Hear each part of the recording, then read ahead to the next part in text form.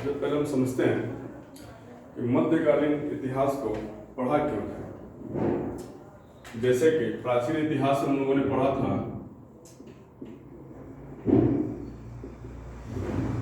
कि तकनीक में परिवर्तन, तकनीक में परिवर्तन ही प्राचीन इतिहास है। तकनीक में क्या परिवर्तन हुआ? जैसे पाषाण काल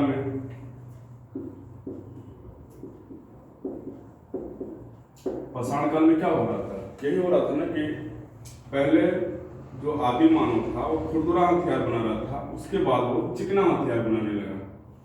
और ये जो चिकना हथियार है ये धीरे धीरे इकोनॉमी का रूप धारण किया आर्यों के आगमन से। आर्य जब आए उस काल को वैदिक काल कहा गया, और वैदिक काल को दो भागों में बांटा गया, ऋग्वैदिक काल और उत्तर ऋग्वैदिक काल।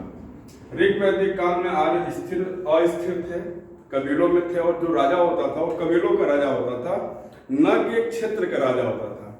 जबकि उत्तर ऋग्वैदिक काल में आर्य गंगा घाटी आकर बस गए और गंगा से जमुना के क्षेत्र को उन्होंने ब्रह्मर्षि प्रदेश कहा, और उस ब्रह्मर्षि प्रदेश में इन्होंने कृषि का विस्तार किया।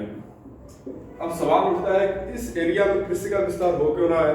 तो ये इसलिए हो रहा है ताकि वहां पे उपजाऊ मिट्टी है, हल्के जमीन है और लोहे का आविष्कार हो गया। अब ये लोहा दो कामों के लिए यूज होता था, एक तो जंगल साफ करने में और दूसरा तलवार बनाने में। तलवार का मतलब तलवार से नहीं है, तलवार का मतलब लड़ाई झगड़े और विपन से है।